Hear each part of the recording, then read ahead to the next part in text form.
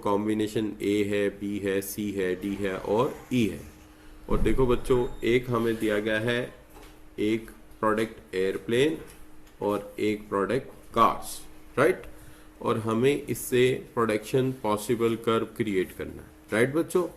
अच्छा, अब आप कहेंगे बेटा कि ये डाटा कहाँ से आया है, तो मैं दोबारा बता दूं, ये डाटा हमें गिवन है। इसका मतलब क्या है, गिवन। मैंने नहीं बनाया, मुझे एग्जामिनर ने दिया, मैं वो सवाल आपको सॉल्व करा, right ji.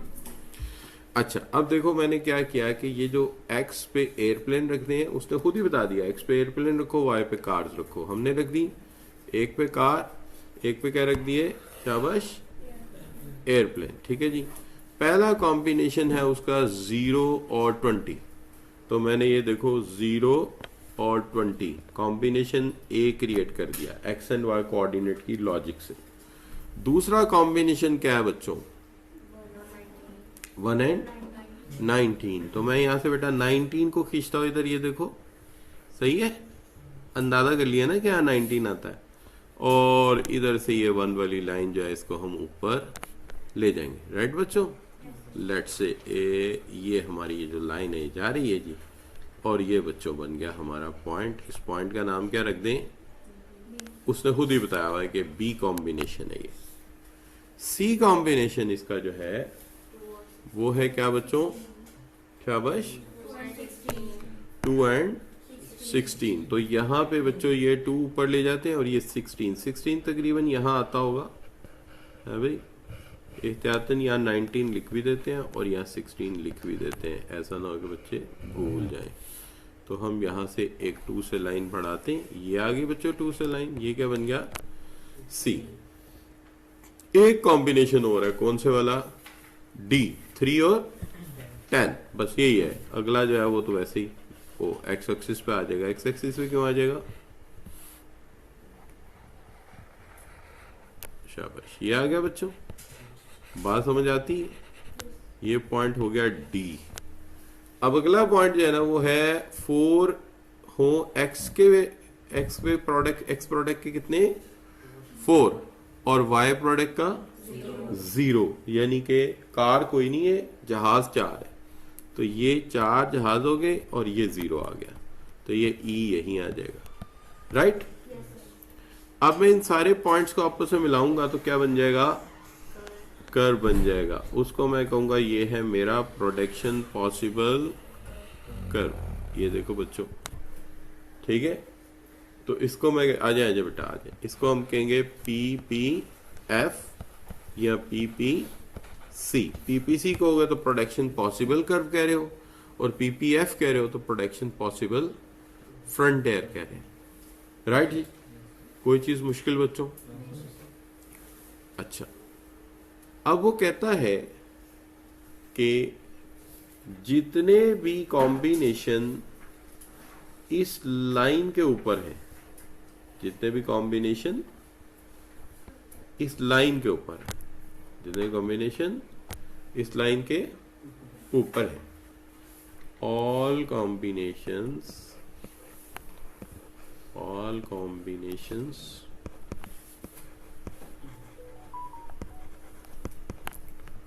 on PPC are efficient। जितने भी कॉम्बिनेशन इसके ऊपर है वो सारे क्या हैं, एफिशिएंट है। हाँ, ये मुल्कों की चॉइस है, मुल्कों की अपनी चॉइस है। क्या चॉइस है, एक मुल्क कहता है कि जी हमारे दुश्मन ज्यादा हैं तो हमें जहाज बनाने, फाइटर जहाज बनाने। इस पाकिस्तान है फाइटर जहाज बना रहा है जी, JF-17 के नाम से फाइटर जहाज बना रहे। दुश्मन ज्यादा है, क्या करें। जापान कहता है हमारे दुश्मन ज्यादा, वो गाड़ियां बना रहा है। क्या हाल है, तो इट्स योर चॉइस। सारे रिसोर्सेज कारों पे लगा दो या सारे रिसोर्सेज जहाजों पे लगा दो, राइट जी। और कुछ मुल्क दरमियान में, जैसे इटली, जर्मनी, CD पे जहाज भी बनाते हैं और कार्स भी बनाते हैं। क्या हाल है बच्चों, है कि नहीं। तो इट्स, लेकिन कॉम्बिनेशन कोई भी ले लो इसके ऊपर, कॉम्बिनेशन एफिशिएंट होगा, यानी कि समझा यही जाएगा कि तुमने अपने रिसोर्सेज में रहते हुए दी बेस्ट प्रोड्यूस किया है। अपने रिसोर्सेज लगा के क्या समझा जाएगा, आपने अपने रिसोर्सेज का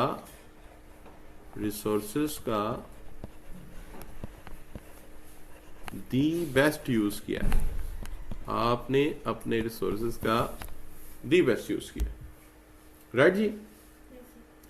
क्वेश्चन तब उठेगा जब कोई बंदा, क्वेश्चन जब उठेगा जब कोई पर्सन इस के ऊपर पॉइंट को लाइक ना करे, कोई और पॉइंट ले ले जो इसके ऊपर हो या इसके नीचे हो, यानी यहां इस लाइन से बिलो या इस लाइन से अबव। एक मिसाल ले लेते हैं कि किसी बंदे ने पॉइंट ले लिया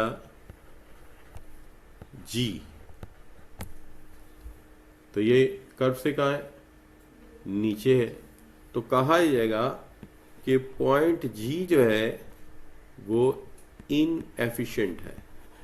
पॉइंट जी जो है वो इनएफिशिएंट है। तो आप कहेंगे सर कैसे इनएफिशिएंट हो गया, तो मैं कहूंगा यार बात ये है कि इसको कंपेयर कर लो।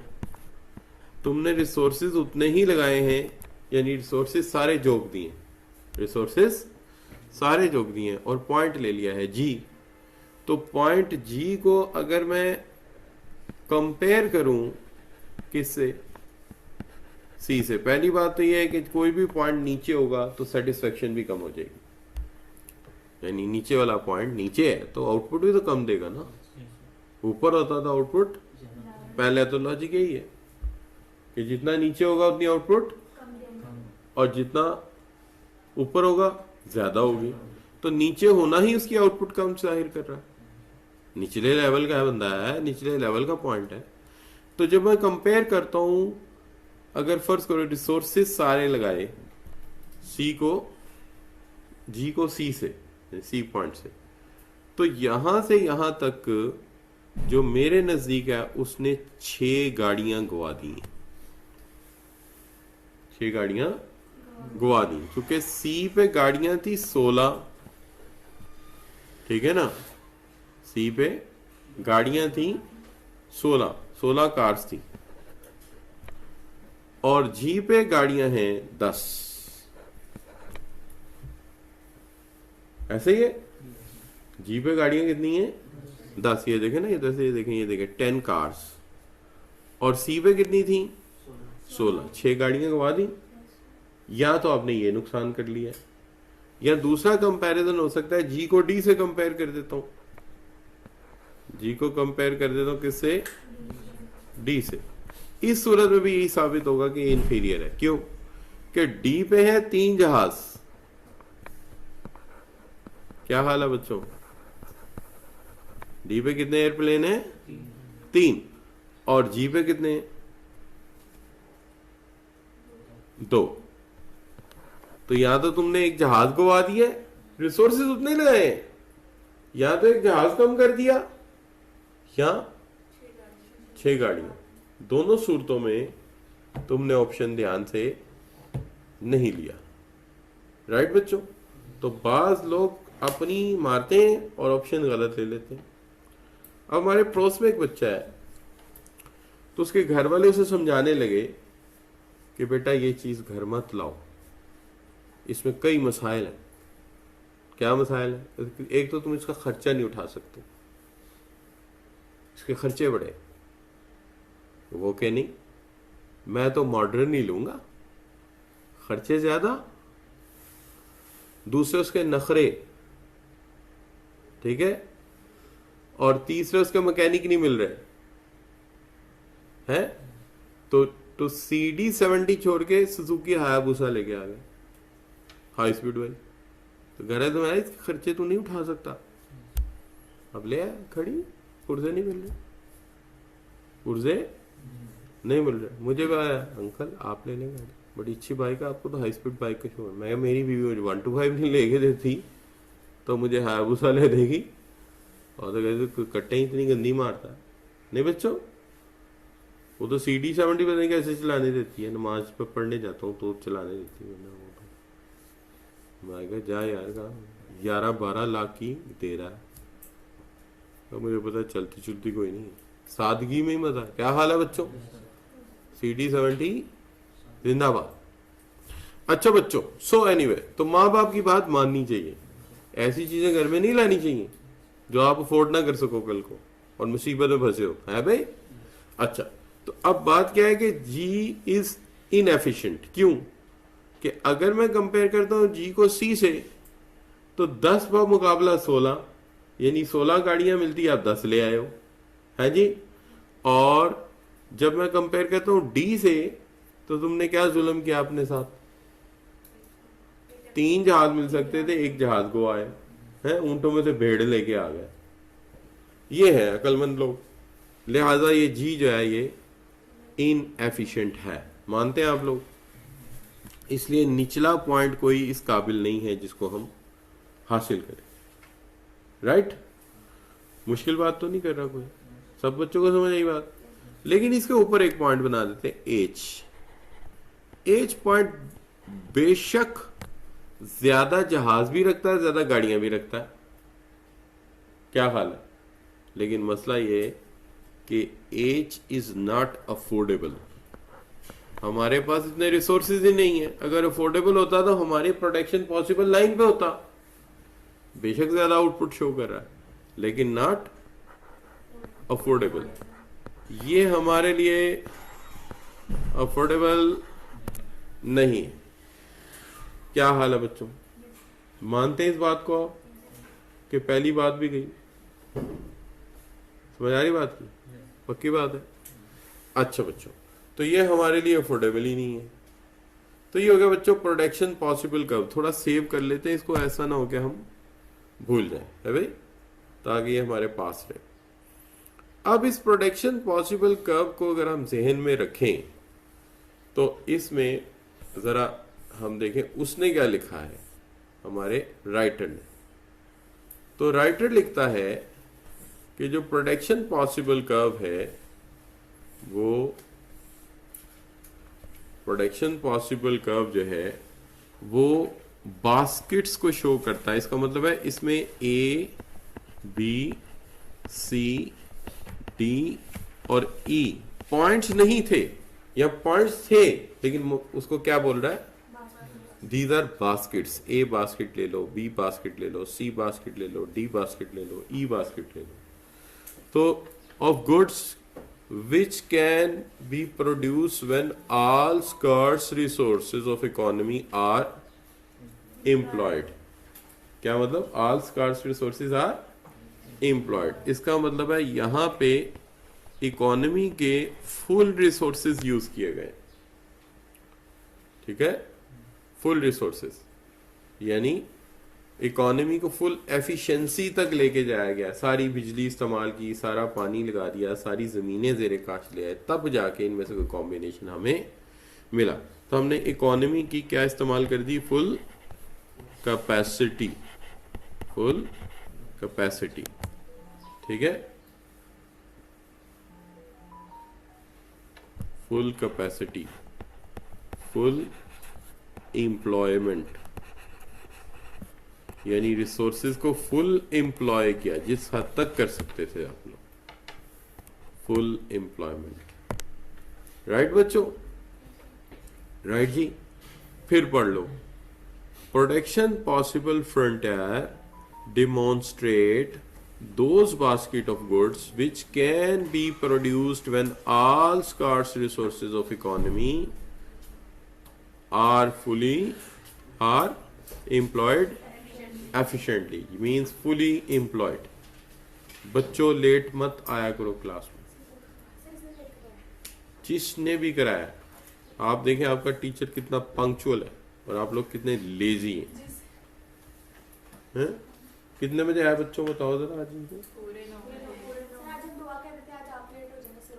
ओहो, इसका मतलब आपकी मेहरबानी, आप मेरे लिए कोई दुआ ना करना, मेहरबानी।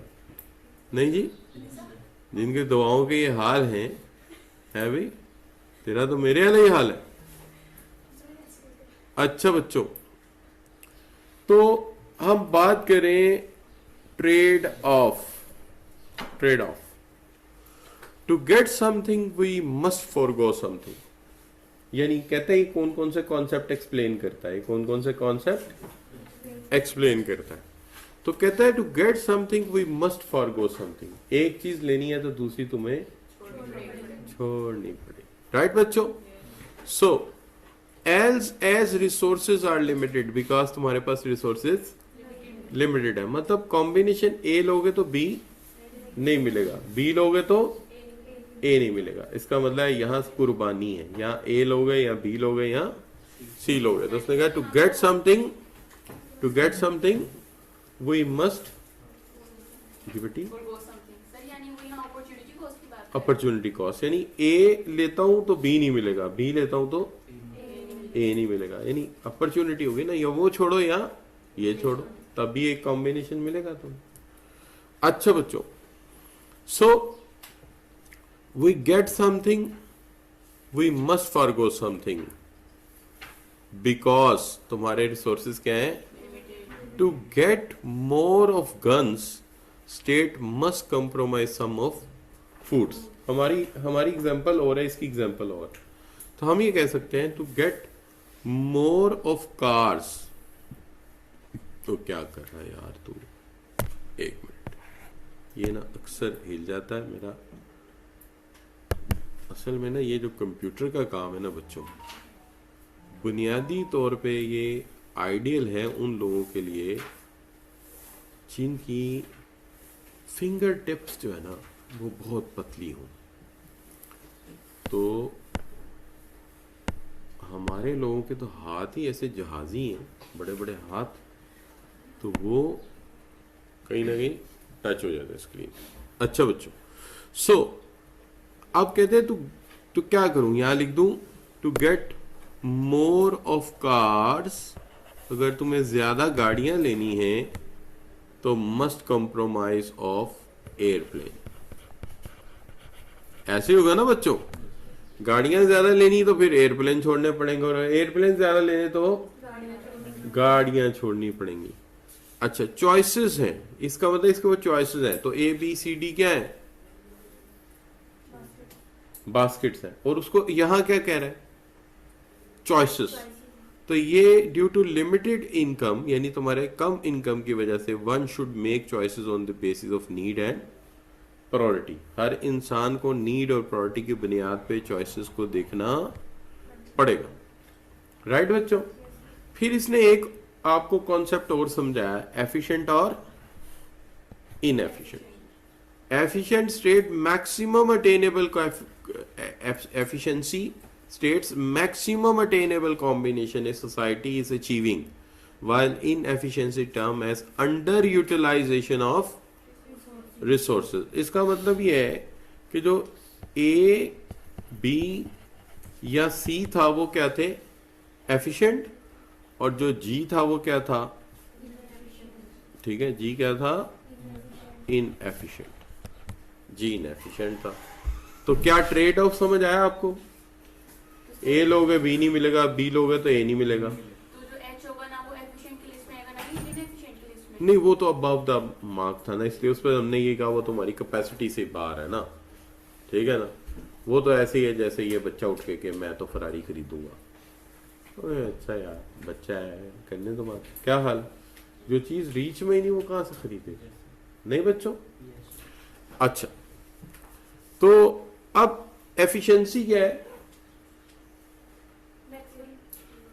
अपने रिसोर्सेज का दी बेस्ट कॉम्बिनेशन ले लेना, और इनएफिशिएंसी क्या है, रिसोर्सेज खपा देना और इनएफिशिएंट कॉम्बिनेशन ले लेना, जैसे जी।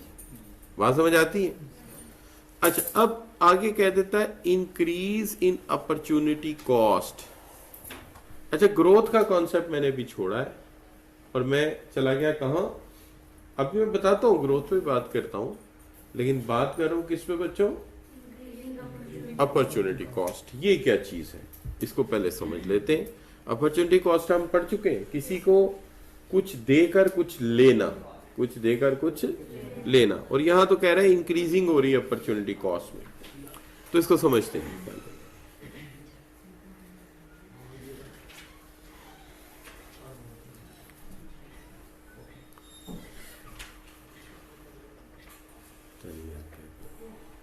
कोई मेरे हाथ एडमिशन के लिए आया, उसको ऐसे दिखाने मेरी तो जैसे मैं चिड़ियाघर में बैठा हूँ, वो भी ऐसे देख रहा है। अच्छा ये शुक्र है ये नहीं पूछा ये क्या खाते हैं।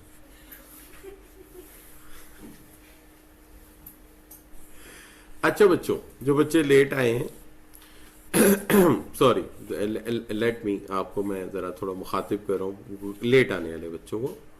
अच्छा बच्चों, एक तो ये है कि लेट आने पे क्लास नहीं छोड़नी, क्लास में आ जाना, कुछ ना कुछ तो समझ आएगी। लेट तो इंसान हो ही जाता है, आप क्या करें, कई मसाइल हैं आपके। कोशिश करें टाइम को अच्छा मैनेज करें मेरी तरह, जैसे आज मैंने किया, राइट। अच्छा, लेकिन अगर ना मैनेज हो सके तो क्लास नहीं छोड़नी, चाहे 5 मिनट रहते हो 10 मिनट आपने क्लास में आ जाओ। अच्छा बच्चों, अब जो बच्चे लेट आए, अच्छा बेटा आज एक सवाल हमें दिया गया जिसके अंदर कॉम्बिनेशन से, और हमें कहा गया कि तुम इसका इकोनॉमी बनाओ या प्रोडक्शन पॉसिबल कर बनाओ या प्रोडक्शन पॉसिबल फ्रंटियर, एक ही चीज के दो नाम है। हमें जो दिया गया था बच्चों, ये टेबल दिया गया था, ये वाला टेबल, ये टेबल देख रहे हो आप बच्चों, है भाई, ये वाला टेबल देके एग्जामिनर ने कहा कि चलो प्रोडक्शन पॉसिबल कर बनाओ, ये टेबल गिवन था। इस टेबल में हमें दो चीजें दी गई थी, एक एयरप्लेन और एक कार्स, एक एयरप्लेन और एक कार्स, राइट। अच्छा, अब उसके अंदर उसने खुद ही बता दिया कि एक्स पे क्या रखो एयरप्लेन और वाई पे क्या रखो कार्स। अच्छा, उसने कॉम्बिनेशन हमें 5 दिए, एक कॉम्बिनेशन क्या है 0-20, ए कॉम्बिनेशन क्या मिला बच्चों 0-20, लेट आने वाले बच्चों से बात कर रहा हूं मैं, 0-20, और बी कॉम्बिनेशन 119, सी कॉम्बिनेशन 216, डी कॉम्बिनेशन 310 और ई कॉम्बिनेशन 40। ये उसने दिया, हमारा इससे कोई ताल्लुक नहीं है। उसने हमें एक स्केड्यूल दिया, कहता है इसका डायग्राम बनाओ, चलो हमने डायग्राम बना दिया। अब वो कैसे बना, एक्स और वाई कोऑर्डिनेट, उसने ये भी बता दिया एक्स पे क्या रखना है और वाई पे क्या रखना है। अब बच्चों जरा गौर से देखना, जरा देखो पहला कॉम्बिनेशन 0 और 20 है, तो देखो एक्स पे क्या लेना है, एक्स पे क्या रखना था 0, ठीक है, और y पे 20, तो ये 20 पे हमने क्या बना दिया बच्चों, ए पॉइंट बना दिया। 20 पे क्यों है y एक्सिस पे बना दिया पकड़ के, क्योंकि x की वैल्यू 0 है और y की वैल्यू 20 है, तो हम आगे जाएंगे ही नहीं, 0 पे उसको रैंक कर देंगे, तो हमने 0 पे उसे मार्क कर दिया। क्या कॉम्बिनेशन बन गया a। दूसरा कॉम्बिनेशन उसने कहा 1 and 19, यानी x पे 1 और y पे, तो ये देखो बच्चों x पे 1 और y पे ये देखो 19, ये हमने आपस में यूं मिला दिया, तो कौन सा पॉइंट बन गया B, ठीक है, समझ आ रही बात की। अच्छा, अब तीसरा देखो 2 and 16, देखो ये 2 और ये देखो 16, ये पॉइंट इस तरह मैंने मिला दिया, आप समझ रहे हैं जहां मेरा पॉइंट मूव कर रही है मेरी कलम, ये बन गया C, राइट। अब एक और कॉम्बिनेशन है, देखो 3 और 10, समझ आ रही बात की। तो 3 और 10 को क्या किया, इधर से हमने ले लिया, ये देखो ये 3, ये देखो ये 3 है, और इधर देखो इधर ये क्या है 10, 3 और 10 को मिला दिया, क्या बन गया D। अब आखिरी गौर से देखो क्या है, E क्या है 4 and 0। अब जरा गौर करना, 0 कहां रखूंगा, 0 कहां रखूंगा y एक्सिस पे, और 4 कहां रखूंगा x एक्सिस पे। अब देखो y की तरफ से ये 0 है और ये 4 है, यही पॉइंट E बन गया। अब देखो मैंने A, B, C और D और E को मिलाया, तो क्या बन गया प्रोडक्शन पॉसिबल का, राइट जी। अब हमने एक चीज और समझाई, वो क्या, इसके नीचे वाले सारे पॉइंट क्या होंगे, शाबाश इनएफिशिएंट, जैसे G पॉइंट इनएफिशिएंट है। हमने साबित करने के लिए कि G पॉइंट इनएफिशिएंट है, G को C से कंपेयर किया, G नीचे है C ऊपर है, तो जाहिर है ऊपर वाला ज्यादा आउटपुट शो करेगा, नीचे वाला कम। तो देखो G पर गाड़ियां मिल रही थी कितनी, ठीक है, और C पर हमें क्या मिल रही थी, तो 6 गाड़ियों का क्या हो गया नुकसान हो गया। और अगर इसके देखिए 2 से ही कंपेयर हो सकता है, जो करीब करीब के पॉइंट है, और दूसरा D से कंपेयर किया, D से कंपेयर किया तो D पे हमें मिल रहे हैं 3 एयरप्लेन मिल रहे हैं। डी पे हमें क्या मिल रहे हैं? 3 एयरप्लेन। जबकि जी पे कितने मिल रहे हैं? 2। तो एक एयरप्लेन लूज हो गया। तो आप कह लो या तो ये 6 गाड़ियां कम हमें देगा या एक एयरप्लेन को आ देगा, एक एयरप्लेन को आ देगा या 6 गाड़ियां। लिहाजा ये उससे क्या है? इनएफिशिएंट। जबकि एच पॉइंट उसके ऊपर है। हमारी ख्वाहिश है ऊपर वाला पॉइंट ले, ऊपर जाएंगे तो ज्यादा मिलेंगी चीजें, लेकिन मसला ये है कि हमारे लिए क्या नहीं है बच्चों? अफोर्डेबल नहीं। यानी हमारी जेब में इतने रिसोर्सेज ही नहीं कि हम इसे हासिल कर सके। तो ऊपर वाला क्या कह सकते हैं? अनअफोर्डेबल है। और नीचे वाला अफोर्डेबल है लेकिन एफिशिएंट नहीं है। तो सबसे अच्छे पॉइंट कौन से हुए? All combination on PPC curve are efficient. यानी यहां रिसोर्सेज है बेस्ट यूज पे है। लिहाजा आपने जो भी पॉइंट लेना है, कौन सा लेना है? ए, बी, सी, डी या ई। अब ये आपकी चॉइस है। बाज मुल्क जिनके दुश्मन ज्यादा है वो फाइटर जहाज बना रहे, गाड़ियां नहीं बना रहे। पाकिस्तान F-17 बना रहा है, गाड़ियां नहीं बना रहा। क्यों? चूंकि उसके दुश्मन ज्यादा है। और जापान गाड़ियां ज्यादा बना रहा है, जहाज नहीं बना रहा। और कुछ इटली और फ्रांस जैसे मुल्क हैं जो दोनों बना रहे। तो ये चॉइस है, आपके हालात बताएंगे आपने क्या करना। बात समझ आ रही बच्चों? अब यहां तक बात समझ आई थी। फिर हम चले गए थे कहां पे? अपने एक्सप्लेनेशन के ऊपर। एक्सप्लेनेशन में हमने ये समझा था कि उसने कहा मैंने आपको क्या क्या पढ़ाया। वो कह रहा है मैंने आपको बताया है कि प्रोडक्शन पॉसिबल कर बास्केट शो करता है। जो कॉम्बिनेशन है ए, बी, सी, डी, ई, ये हमारे क्या है? बास्केट्स हैं। लेकिन ये वो बास्केट हैं जहां पर जो कि हमें प्रोड्यूस करती हैं best possible outcome using fully employing efficiency. यानी एम्प्लॉय एफिशिएंटली, यानी फुल कैपेसिटी यूज की जाती है, फुल एम्प्लॉयमेंट हो जाती इकोनॉमी में, और उसकी मदद से हम जो हासिल करते हैं वो हमारा मैक्स पॉसिबल है in that particular with that particular resources. अब उसने कहा मैंने आपको 5 और कॉन्सेप्ट इसके अंदर कवर किए हैं। एक है ट्रेड ऑफ। ट्रेड ऑफ का मतलब क्या है? शाबाश बच्चों, एक चीज लोगे तो दूसरी तुम्हें छोड़नी पड़ेगी। तो उसने कहा to get something we must forgo something. यानी कि अगर तुम ए लोगे बी नहीं मिलेगा, बी लोगे तो ए नहीं मिलेगा। तो एक चीज लेनी तो दूसरी तुम्हें खोनी पड़ेगी। राइट जी? यानी to get more of cars a state must compromise on some of क्या बच्चों? एयरप्लेन्स। बात समझ आती? और ये हमारी चॉइसेस भी हैं। Due to limited income we should make choices on the basis of need and priority. ये अब हमारी नीड एंड प्रायोरिटी बताएगी कि हमें ज्यादा गाड़ियां चाहिए, हमें ज्यादा जहाज चाहिए, या हमें दरमियान में चलना है, दरमियानी रास्ता। अब इसके अंदर 2 चीजें और एक्सप्लेन हो गई, एफिशिएंट और इनएफिशिएंट। जो उसके ऊपर पॉइंट थे A, B, C, D and E, ये सारे क्या हैं? These are maximum attainable combinations a society is achieving. और जबकि जी क्या है? G term as inefficient as under utilisation of resources. Right बच्चों? ग्रोथ के कॉन्सेप्ट को मैंने नहीं छेड़ा अभी, मैं चला गया सीधा इंक्रीजिंग अपॉर्चुनिटी के ऊपर। वो मैं भी समझाता हूं, फिर ग्रोथ पे आता हूं। अब इंक्रीजिंग अपॉर्चुनिटी का मतलब क्या है पहले ये समझते हैं, फिर वापस आएंगे यहां पे। अच्छा बच्चों, सबसे पहली बात ये बताओ, हमें इसे समझने के लिए एक फिक्रा याद करना पड़ेगा, बल्कि 2-4 लफ्ज है, 2-4 लफ्ज है। मैं बोलूंगा, आप मेरे साथ बोल लोगे? चलो बोलो। पहले हम, ऊंची बोलना है। पहले हम खोते हैं, फिर हम पाते हैं। पहले हम खोते हैं, फिर हम पाते हैं। पहले हम खोते हैं, फिर हम पाते हैं। राइट बच्चों? तो पहले हम लूज करते हैं, फिर हम गेन करते हैं। यानी पहले हम खोते हैं, फिर हम पाते हैं। अच्छा बच्चों, सो एनीवे, ए से बी पे जाते हैं। आपसे पूछा जाता है तुमने क्या खोया और क्या पाया, तो मैं कहता हूं loss ratio gain, loss ratio gain, right जी।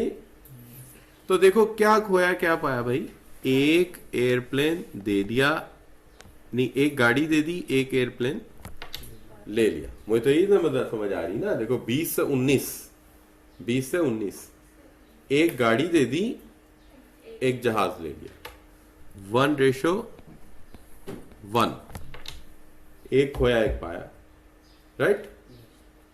समझ आ रही बात की, 20 से 19 हुआ ना, तो गाड़ी एक हाथ से गई, ए से बी पे आए, गाड़ी एक हाथ से गई लेकिन जहाज एक हाथ आ गया, सही है। अच्छा बी से सी पे जाओ, गौर करना है गौर। तो देखो कितनी गाड़ियां हाथ से निकल गई, 19 से 16, 3 गाड़ियां हाथ से गई और एक जहाज मिल गया, 3:1। फिर सी से डी पे गए, 6 गाड़ियां लूज कर दी, 16 से 10 पे आ गए और एक जहाज पा लिया। और डी से ई पे गए, 10 गाड़ियां लूज कर दी और एक जहाज हासिल हुआ, राइट बच्चों, 10:1।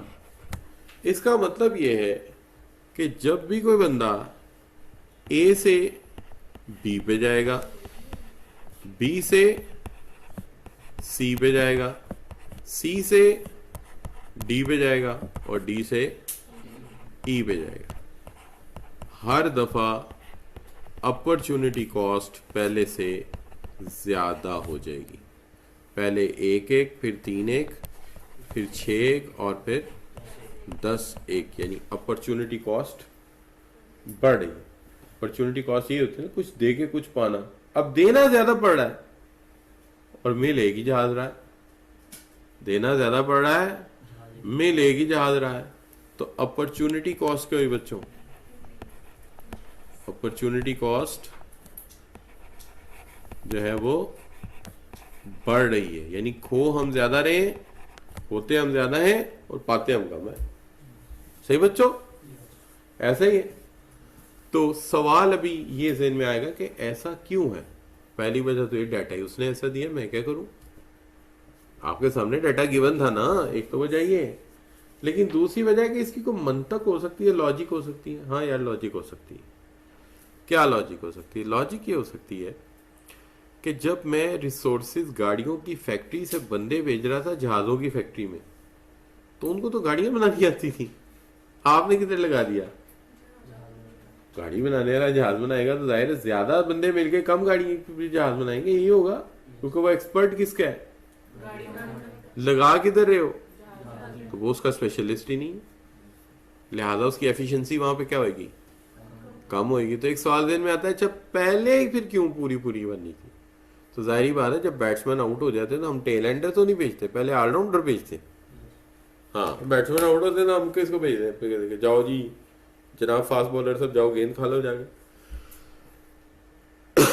हम किसको भेजते हैं, ऑलराउंडर, राइट जी।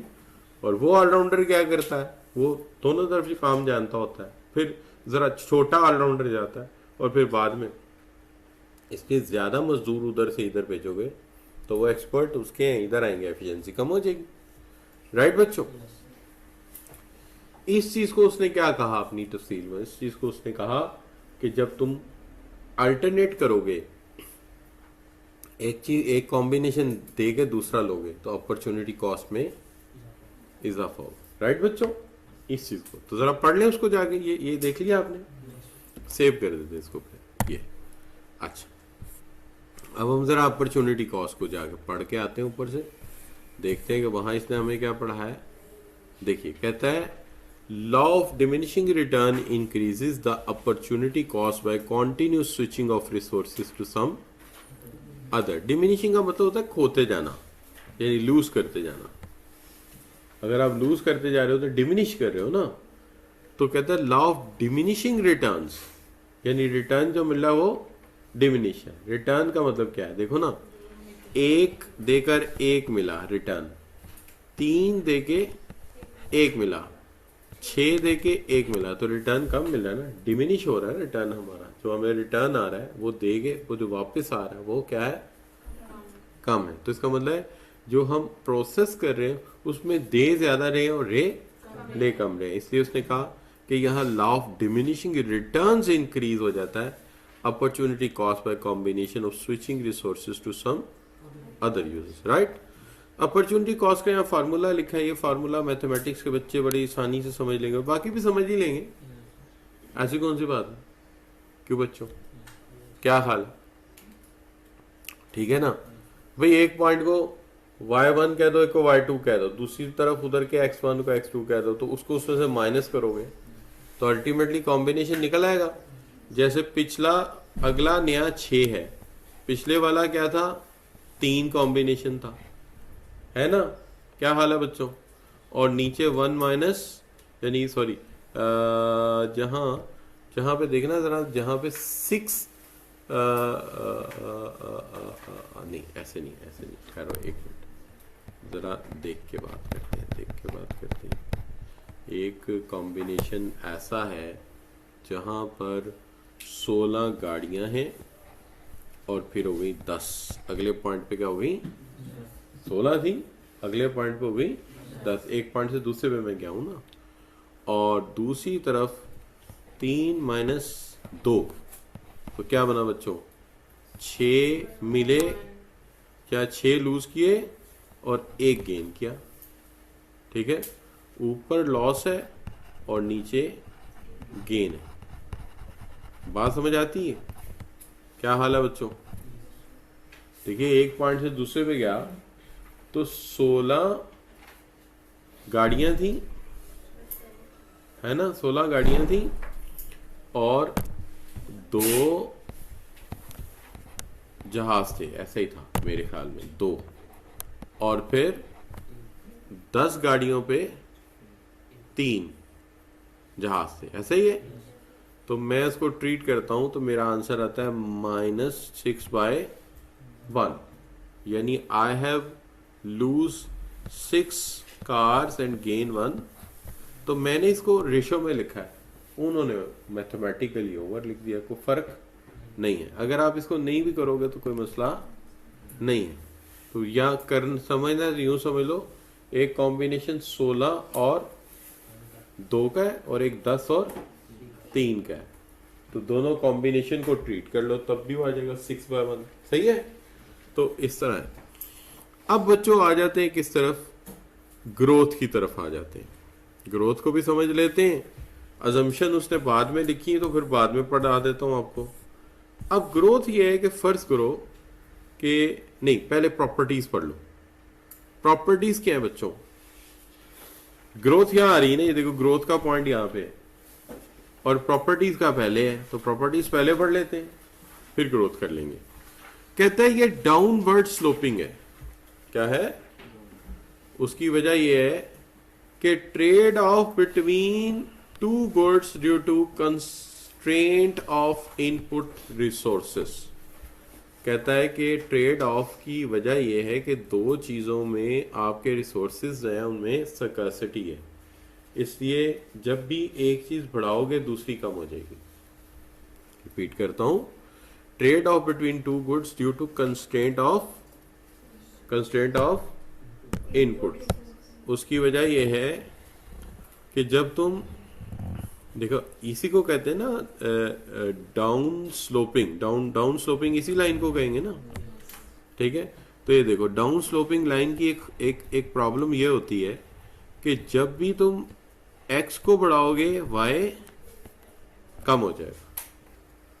x को बढ़ाओगे तो y, अगर मजीद x को बढ़ाओगे y और कम हो जाएगा, ठीक है। अब पढ़ो फिक्रा, this employs trade off between 2 goods due to constraint of input resources. तो क्या तुम्हारे पास रिसोर्सेज कम थे इसलिए तुमने x को बढ़ाया तो y कम हो गया। अगर रिसोर्सेज ज्यादा होते तो दोनों को बढ़ा लेते। क्या हाल है बच्चों, रिसोर्सेज ज्यादा होते हैं हमारे पास तो हम दोनों को बढ़ा लेते हैं, लेकिन हमारे पास रिसोर्सेज कम थे इसलिए हमारी लाइन डाउन स्लोपिंग बन गई कि जब हम x बढ़ाते हैं तो y कम हो जाता है। और अगर y बढ़ाते हैं तो एक्स कम हो x, अगर y बढ़ाओगे x कम हो जाएगा। क्या हाल है बच्चों, बात समझ आ रही है? इस पे law of diminishing return apply हो रहा है। डिमिनिशिंग रिटर्न क्यों अप्लाई हो रहा है?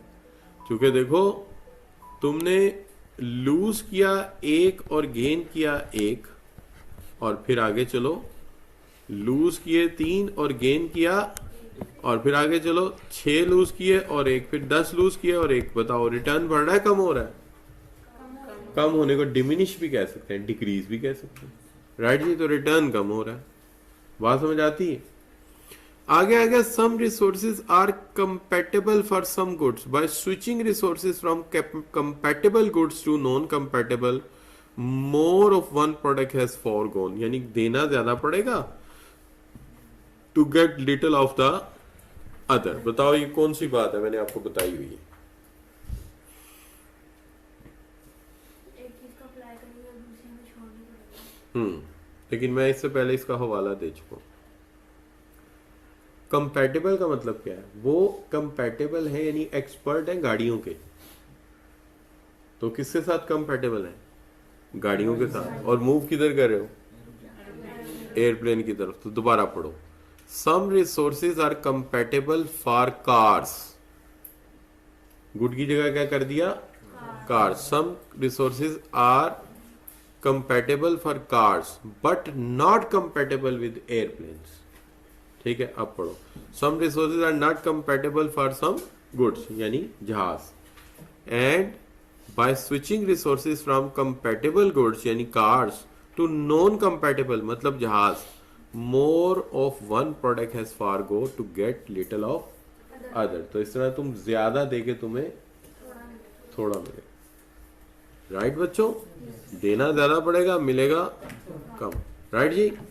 अच्छा, तो ये ऐसा ही इकोनॉमिक्स क्यों सिखाते हैं, देना ज्यादा पड़ेगा मिलेगा कम? उसकी वजह ये कि वो आपको मोहतात करना चाहते हैं कि कोई ऐसा काम ना करना।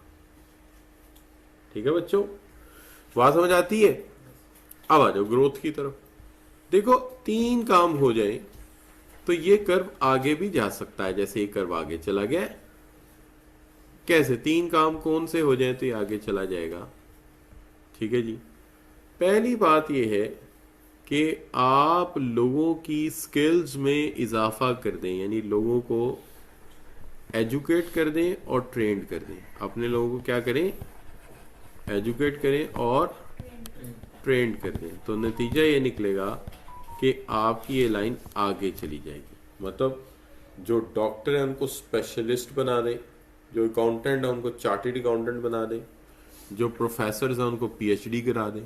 तो अगर आपका सारा ब्रेन इंटेलेक्चुअल कैपिटल में कन्वर्ट हो जाए, सारा ब्रेन इंटेलेक्चुअल कैपिटल में कन्वर्ट हो जाए, आप सोचें कि अगर हमारे पास ऐसे डॉक्टर हो जिनका हाथ इतना साफ हो तो दुनिया भर से न्यूरो सर्जरी कराने लोग हमारे पास आए, लीवर ट्रांसप्लांट कराने आए, फोरेंसिक लैब्स के लिए आए।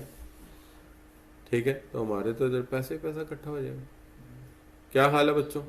क्यों जी, हो सकता है कि नहीं हो सकता? ये मुकाबला चल रहा है चाइना और अमेरिका का कि बेस्ट मेडिकल सर्विसेज दुनिया में कौन देगा। कमाई का बड़ा अच्छा रास्ता है, लोग जिंदगी बचाने के लिए लाखों डॉलर लगा देते हैं। तो इसमें अब कंपटीशन चल रहा है। आगे मॉडर्न टेक्नोलॉजी जो आ रही है उसमें डॉक्टर्स को कुछ करना ही नहीं पड़ेगा। हार्ट सर्जरी के लिए उन्होंने रोबोट बना दिए। वो रोबोट क्या करेंगे? वेन काटेंगे ऐसे, उस रोबोट अंदर, रोबोट चूंटी जितना रोबोट है, और वो कढ़ाई और साथ लेके जाएगा कई। कढ़ाई और कई समझते हो? फुहारा और बास्केट लेके जाएगा, और जहां जहां वेन्स ब्लॉक है कई पकड़ेगा, खुदाई करेगा, कढ़ाई ला के माल बाहर फेंकना शुरू कर देगा। जितने ऑन्सेस आपका निकलेगा प्लाक, उतने पैसे ले लेगा आपसे। क्या हाल? वही ओपन हार्ट सर्जरी में रोबोट अंदर गया, जैसे मिट्टी डालता ना मजदूर, देखेगा जहां जहां वेन ब्लॉक है, कैमरा देख रहा होगा, उसे ऑर्डर करेंगे चल इसको साफ कर गया, साफ कराएगा। जितने मर्जी पराठे खाओ, जितने मर्जी सिगरेट पियो, मसले कोई नहीं बच्चों। किसी को ब्रेन हेमरेज हो गया, उसको भेजेंगे जा यार अंदर जा, वो जाएगा वेन के रास्ते, उधर पहुंचेगा, पहुंच के कहेगा सर इधर से जरा लीकेज है, चल सुई धागा ले, सी के आ, सी के बाहर आ जाएगा, क्लॉट रिमूव कर देगा। राइट जी। तो अभी इस पे काम हो रहा है। तो यूसी ये कंपटीशन है, जो जीतेगा वो आगे निकल जाएगा, लाखों डॉलर कमा लेगा, और फिर दुनिया भर में पीएचडी करने वाले, बड़ी बड़ी तालीम हासिल करने वाले दूसरे मुल्कों में जाते हैं, फिर लोग हमारे मुल्क में आएंगे तो पैसा हमारे पास आ जाएगा। ये सबसे अच्छा कमाने का तरीका है, अपना इंटेलेक्चुअल कैपिटल ही वहां ले जाए। अभी तो ये देखिए, हमने दयामीर भाषा डैम बनाना था, तो कोई चार्टर्ड अकाउंटेंट नहीं मिल रहा हमें, कोई इंजीनियर नहीं मिल रहा जो उसकी फिजिबिलिटी रिपोर्ट बना दे। हाँ, फिजिबिलिटी रिपोर्ट बना दे। जर्मनी और चाइना का कंपटीशन पड़ गया, ये हमने टेंडर किया ना कि कौन फिजिबिलिटी बना के दे, और इसके अंदर एक टरबाइन बनता है जो मंगला में भी लगा हुआ है, तरबेला में भी लगा है। तरबेला वाला वहां नहीं लग सकता, जैसे CD70 का इंजन किसी को भी लगा दो, बाइक को लग जाएगा, है ना। तो इसी तरह कई सीडीज है, एक इंजन कितनी को लगा हुआ है, लेकिन यहाँ तो एक डैम को एक टरबाइन चाहिए, और वो उसी के लिए एक ऐसा इंजन है जो सिर्फ एक डैम के लिए बने। कैसे कैसे इंटेलेक्चुअल है दुनिया। अब बताओ, जिन लोगों ने फिजिबिलिटी बनाई होगी वो इंजीनियर भी होंगे at a time, chartered accountant भी होंगे, है ना, सर्टिफाइड फाइनेंशियल एनालिस्ट भी होंगे इसके अंदर। उनके पास कैसी टीम होगी यार, सोचो, है भाई। और एक किताब छापनी है 240-50 पेज की बस, और कीमत उसकी करोड़ों डॉलर्स में। This is what the cost of intellectuals. क्या हाल है बच्चों। अब देखो दूसरी चीज क्या है, आपके मुल्क से आप कुछ भी ना करो, अल्लाह की तरफ से आपके मुल्क में से रिसोर्सेज निकल आए। कौन से रिसोर्सेज बच्चों? गैस निकल आए, पेट्रोल निकल आए, है जी, गोल्ड निकल आए, सिल्वर निकल आए, चलो और कुछ नहीं, कोल ही निकल आए। क्या हाल है, थोड़ा रंग ही काला हो जाएगा ना कोला निकालने में, निकले तो सही कुछ। क्या हाल है बच्चों। हमारे तो ले दे के नमक ही निकलता और कख नहीं निकलता, नहीं बच्चों। या टोया मारो तो आप जैसे लोग निकल आते हैं। लड़कों को कह रहा हूँ, बच्चियों को नहीं कह रहा। अच्छा बच्चों, सही है। अच्छा, या फिर ये है रिसोर्सेज निकल आए, या फिर ये कि हम टेक्नोलॉजिकली ऐसी ऐसी मशीनें बना दें कि हम सोयरेंट मशीनें प्रोडक्शन करती रहे, पूरी दुनिया की प्रोडक्शन हमारे पास आ जाएगी। जैसे चाइना को आज कहते हैं China is a factory of the whole world, दुनिया की हर चीज चाइना में बन के आती, चाहे आईफोन ले लो, कोई भी चीज ले लो। क्या हाल है बच्चों, है कि नहीं। मान लेते बात को कि पहली भी गई नहीं, मान, ठीक, चलो मान ले, सही है जी। तो इससे क्या होगा, ये लाइन आगे चली जाएगी। हालांकि ये लाइन बड़ी बैलेंस गई है, अनबैलेंस भी जा सकती है। अगर ज्यादा मेहनत हम एयरप्लेन पे करेंगे तो एयरप्लेन वाली साइड से भी आगे जा सकती है। ज्यादा मेहनत जहाज वाली साइड, गाड़ियों वाली साइड, गाड़ियों की तरफ से ज्यादा जा सकती है। यानी बैलेंस ग्रोथ भी हो सकती है और अनबैलेंस भी होती है, लेकिन यहाँ सिर्फ बैलेंस लिखी हुई है, इसलिए हम इसी पे गौर करते हैं कि ये पॉइंट आगे चला जाए। चलिए वापिस चले जाए उसी पॉइंट पे जिसको छोड़ के आए थे आप लोग। पॉइंट क्या था बच्चों, मैंने कहा था आपको बताता हूँ। ग्रोथ कहते हैं increase the ability to produce more goods and services. अगर आपकी एबिलिटी बढ़ जाए कि तुम ज्यादा गुड्स एंड सर्विसेज प्रोड्यूस कर सको तो इसको क्या कहेंगे, ग्रोथ। क्या आपने ग्रोथ कर ली, राइट बच्चों, क्या ग्रोथ कर ली। बात समझ आती, कैसे कि आपका प्रोडक्शन पॉसिबल कर्व जो है वो थोड़ा आगे चला जाएगा, सही बच्चों। और इसका आगे जाना क्या कहलाएगा, ग्रोथ। बात समझ आती है। चलिए अब इसकी असम्पशन क्या थी, यानी हमने शुरू करने से पहले कुछ मफरूजात रखे थे। वो क्या थे। पहली बात, हमने ये कसम खाई थी कि हम रिसोर्सेज का क्या करेंगे, एफिशिएंट यूज करेंगे। यानी हम सिर्फ जो भी कॉम्बिनेशन लेंगे उस कर्व के ऊपर लेंगे, ना नीचे लेंगे ना ऊपर। दूसरा, फुल एम्प्लॉयमेंट। ये मैंने बताया था कि रिसोर्सेज क्या हुए, फुली एम्प्लॉयड।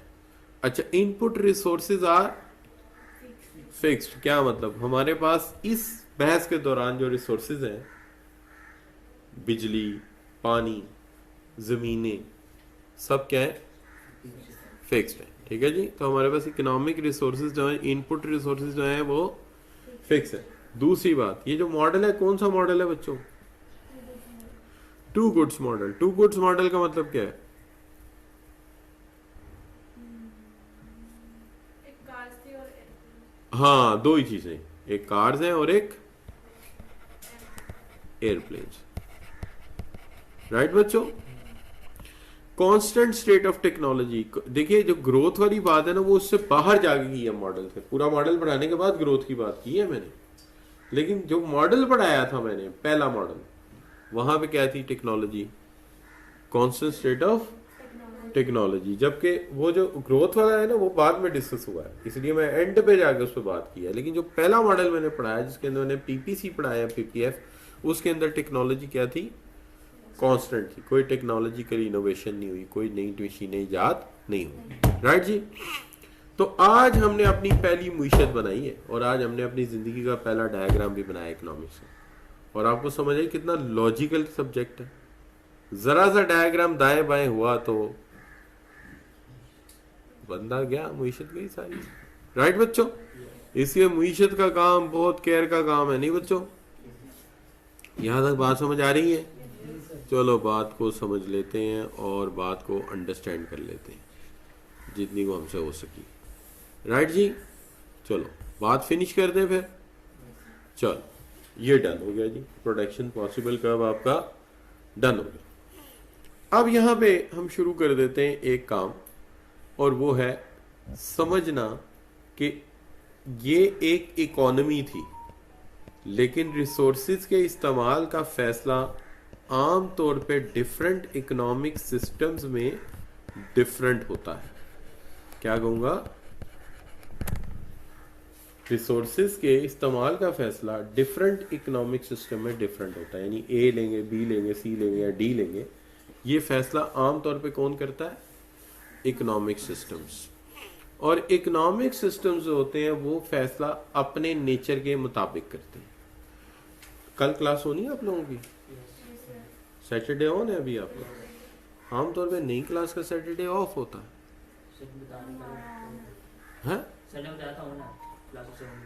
अच्छा चलो सही सही है। मैं ज़रा उनसे पूछूंगा, सलीम साहब से भी, वो आमतौर पे कहते हैं कि क्लास री लॉन्च होगी तो फिर करेंगे।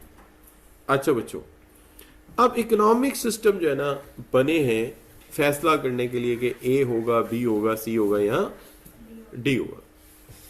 लेकिन ये सारे फैसले ना बच्चों सेंट्रल क्वेश्चंस की बुनियाद पे होते हैं। सेंट्रल क्वेश्चंस कौन से हैं, बुनियादी फैसले। क्या बच्चों, बुनियादी फैसले। तो ये बुनियादी फैसले जो है हमें बताएगा तो इकोनॉमिक सिस्टम ही, लेकिन ये बुनियादी सवाल हैं क्या जिनके जवाब एक इकोनॉमिक सिस्टम ने देने। पहले सवाल समझ लेते हैं। सवाल है पहला, व्हाट टू प्रोड्यूस, क्या प्रोड्यूस किया जाए, व्हाट टू प्रोड्यूस, प्रोड्यूस क्या किया जाए। क्योंकि दुनिया में बहुत सारी चीजें जो प्रोड्यूस की जाती हैं। आप कहेंगे सर कौन सी चीजें प्रोड्यूस की जाती हैं। देखो बच्चों, दुनिया में नेसेसिटीज ऑफ लाइफ है,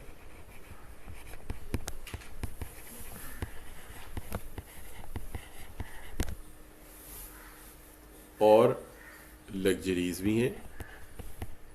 तो पहला सवाल आपसे ये पूछा जा रहा है कि नेसेसिटीज प्रोड्यूस करोगे कि लग्जरीज।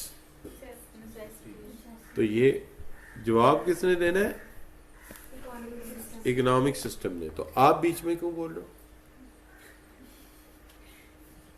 देखिए आपसे सवाल पूछा ही नहीं गया, सवाल किससे पूछा जा रहा है, आप जवाब नहीं दे रहे हैं? अपने मुंह मियां मिठू। इकोनॉमिक सिस्टम जवाब देगा और हम इकोनॉमिक सिस्टम को बुलाएंगे, इकोनॉमिक सिस्टम इधर आओ, आज जवाब दे के जाओ। लेकिन अभी नहीं, जरा पहले पढ़ लें। अच्छा बच्चों, पहले दूसरा सवाल क्या है, हाउ टू प्रोड्यूस। क्योंकि प्रोड्यूस करने के भी बहुत से तरीके हैं। हाउ टू प्रोड्यूस, प्रोड्यूस करने के बहुत से तरीके हैं, लेकिन हम दो डिस्कस करेंगे। एक है बच्चों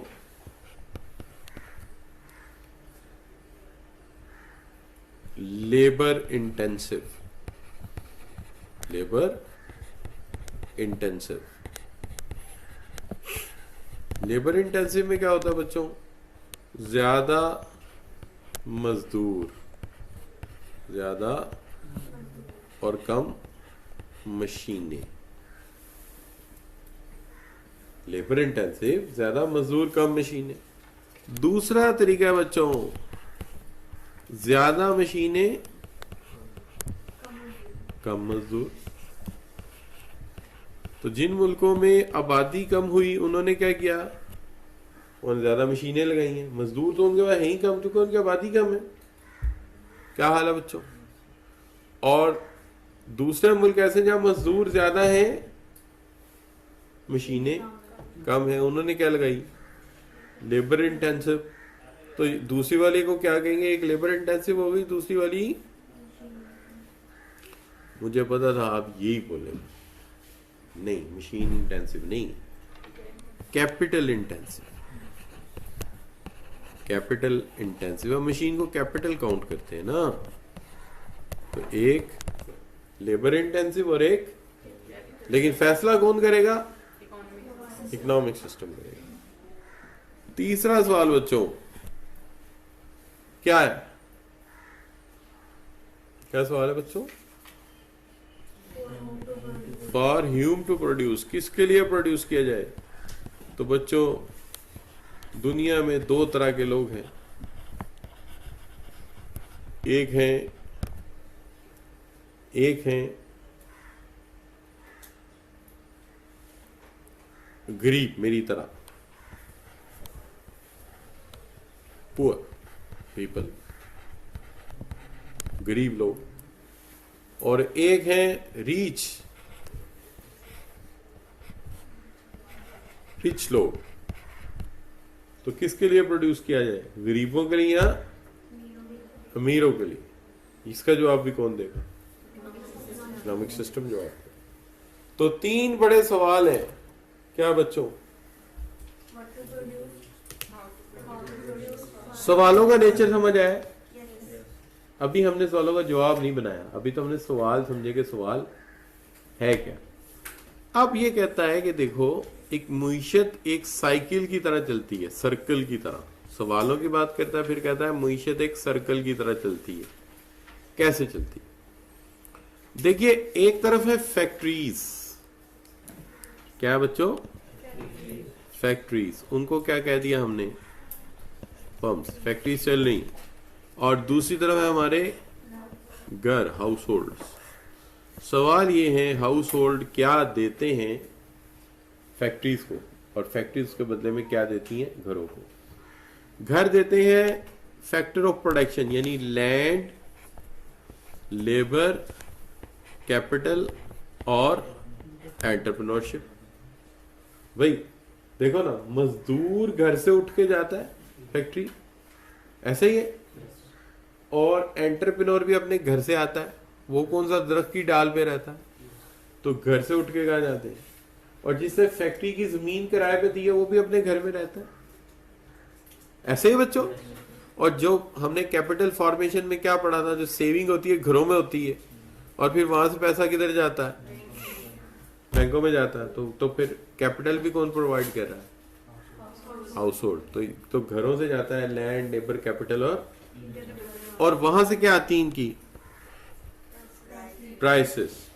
तो प्राइसेस क्या आती हैं? लैंड को मिलता है रेंट, लेबर को मिलती है वेजेस, कैपिटल को मिलता है इंटरेस्ट, ठीक है जी, और एंटरप्रेन्योर को क्या मिलता है बच्चों?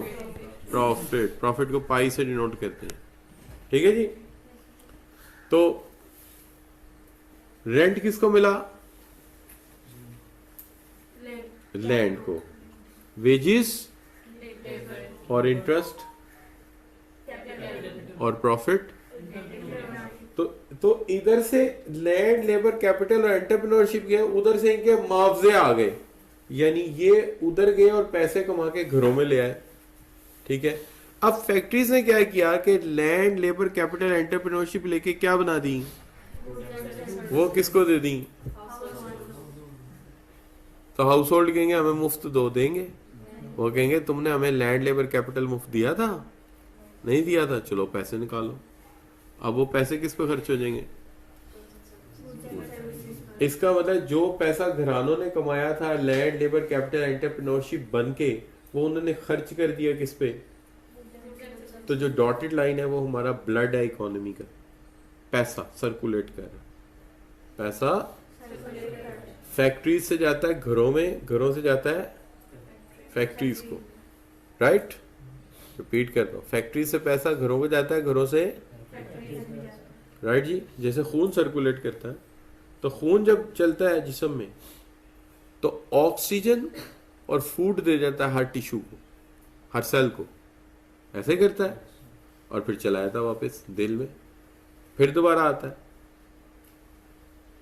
क्या दे जाता है? फूड और पैसा हमारी मईशत में चलता है, और जिसके पास जाता है उसे क्या दे जाता है? Food and services, goods and services, और खुद वापस चला जाता है।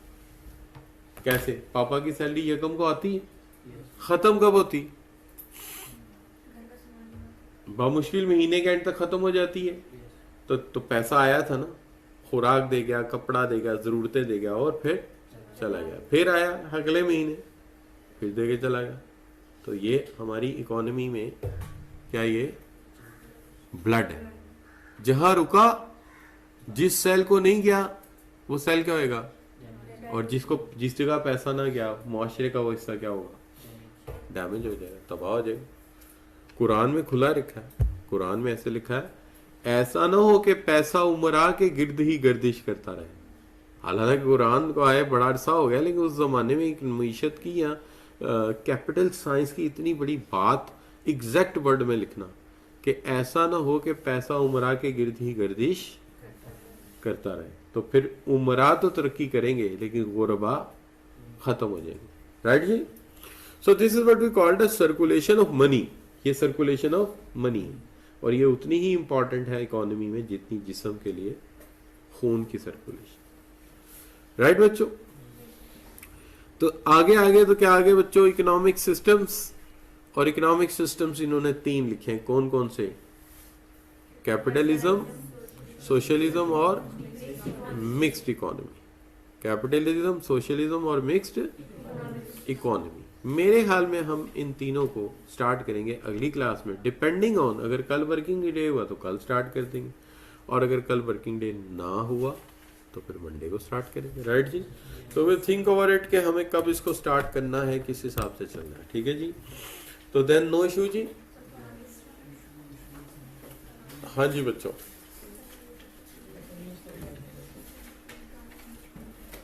अच्छा बच्चों, सबसे इंटरेस्टिंग कोर्स कौन सा जा रहा है? क्यों ज्यादा इंटरेस्टिंग जा रही है? वो क्यों? क्यों में तो कॉन्सेप्ट ही कोई नहीं होता सिवाय कैलकुलेशन हो। सिवाय आप कैलकुलेशंस, आपको कैलकुलेशंस पसंद है तो फिर सीए में क्यों आए हो आप लोग? सीए में तो निरी थ्योरी है, सीए में तो थ्योरी ही थ्योरी है। देखो इकोनॉमिक्स और बिजनेस स्टडीज क्या है? थ्योरी है। अकाउंटिंग को पढ़ो, ज्यादा थ्योरी है न्यूमेरिकल है? ज्यादा थ्योरी है, ठीक है, न्यूमेरिकल कम है। चलो एक क्यूएम का कोर्स आ गया, चलो आगे कोई फाइनेंस का कोर्स आ जाएगा। लॉ क्या है? थ्योरी है। डाटा सिस्टम एंड रिस्क क्या है? थ्योरी है। टैक्स क्या है? थ्योरी। सारी थ्योरी है, तो इसमें थ्योरी न्यूमेरिकल है ही कोई नहीं, थोड़े बहुत न्यूमेरिकल। और जो न्यूमेरिकल है वो भी किसकी बेस पे? अगर स्टैंडर्ड नहीं समझ आए तो अकाउंटिंग कहां से सॉल्व हो जाएगी आपकी? इसलिए अगर आप ये समझ के आए हो कि चार्टर्ड अकाउंटेंसी न्यूमेरिकल वर्क है और मैं कर लूंगा कैलकुलेटर पे, तो फिर आप गलत जगह आ गए। आपको right from the first day सोचना है कि these are all concept and theories. If I can understand then I can calculate. हालांकि टैक्स का पेपर 70 to 80% न्यूमेरिकल आएगा, लेकिन वो न्यूमेरिकल सॉल्व कौन करेगा? जिससे थ्योरी सही पड़ी है वही सॉल्व करेगा। काउंटिंग भी सारा आएगा न्यूमेरिकल,